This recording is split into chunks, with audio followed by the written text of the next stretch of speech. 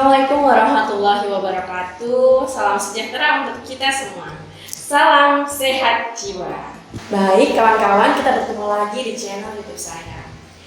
Sebelumnya saya sudah membahas mengenai promil dengan pendekatan psikologi secara umum. Video yang sebelumnya saya membahas secara umum promil terbagi menjadi 3 hal.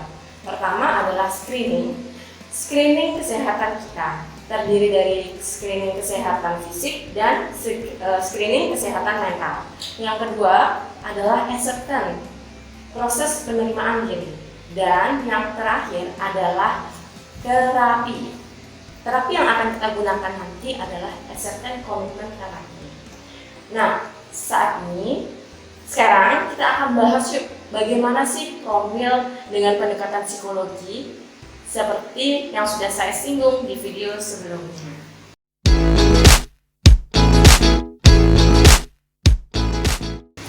Baik, kawan-kawan, sebelum kita mulai, saya ingin tahu nih, cek dulu. Bagaimana kabar semuanya dalam masa penantian menunggu kehadiran sang buah hati? Apakah lebih dominan emosi positifkah? Emosi positif itu seperti apa sih? Emosi positif itu artinya menjadi orang yang lebih rajin, lebih bersyukur, banyak hal yang ingin dilakukan menjadi lebih positif, lebih banyak berkarya, menjadi lebih rajin, ataukah emosi negatif yang muncul, menjadi lebih malas, gampang cemas, takut keluar rumah, lebih mudah tersinggung, tidak mau mendengarkan perkataan orang lain ya, lebih sensitif, atau tidak mudah fokus lagi, dan lain-lain. Yang mana yang lebih banyak dominan kalian rasakan? Jika dominannya itu emosi negatif, takut omongan orang lain, seperti yang saya bilang sulit tidur, tidak fokus dan cemas, maka kalian penting banget nih dengerin promil saya. Promil yang kita bahas ini adalah promil dengan pendekatan psikologis. Ya, kita mulai ya.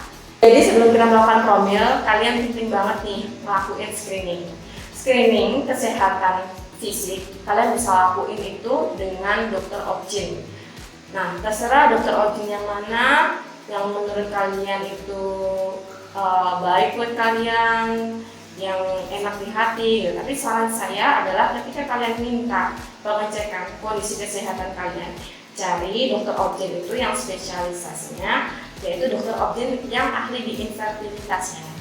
Nah, untuk bagian screening kesehatan secara fisik itu tidak akan saya bahas karena itu adalah ranah dari dokter objin. Nah, saya akan lebih bahas tentang screening dari kesehatan mentalnya.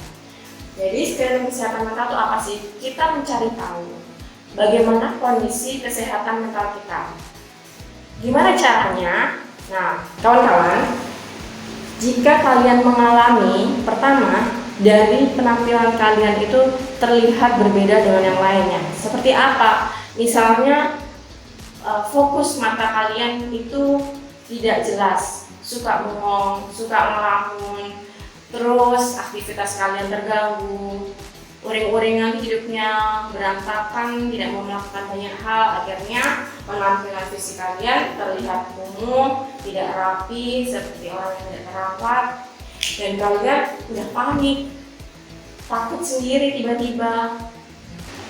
Itu adalah ciri-ciri dari gangguan, salah satunya adalah ciri ke arah gangguan mental. Yang kedua adalah mood dan afeksinya. Mood adalah suasana hati. Bagaimana suasana hatimu tuh mudah sekali berubah-ubah. Misalnya kamu sering sekali menangis setiap hari, atau tiba-tiba kamu suka sekali tertawa, atau kamu sangat mudah sinis terhadap orang lain. Dan afeksi, bagaimana emosi kamu sangat mudah dikendalikan oleh emosi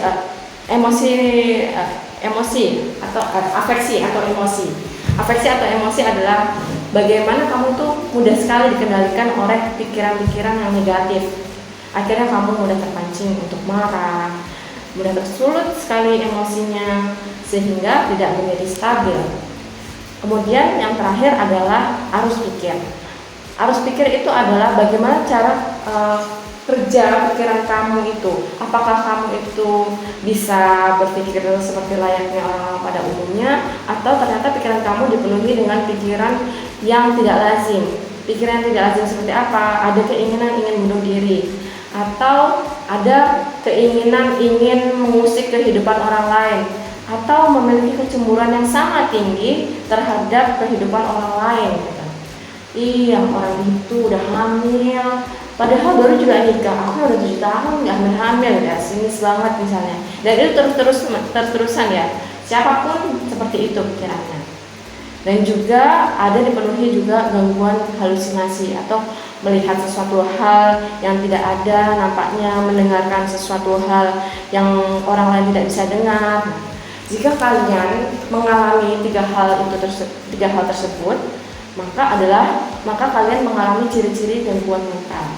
Nah, untuk lebih detailnya, memang gangguan mental itu sangat banyak sekali, ya, macam-macamnya.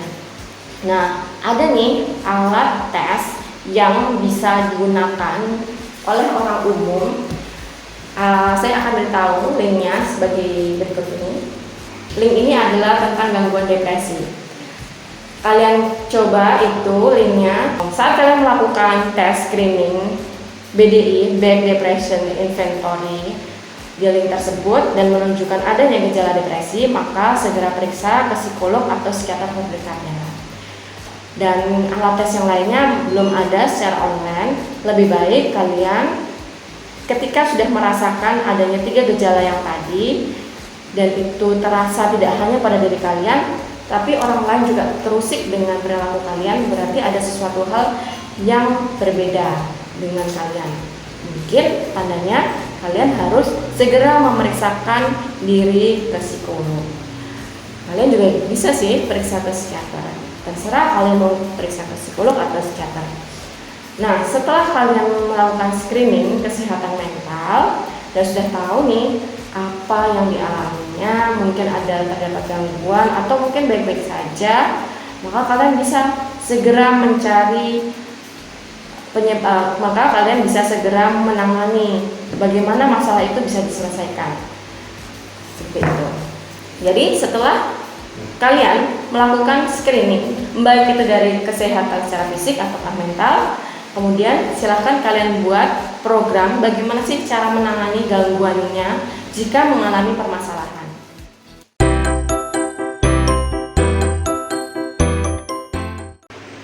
Silahkan komen di bawah ini apabila konten ini bermanfaat. Jangan lupa di-share dan subscribe YouTube channel saya. Sukses untuk para pejuang Promil.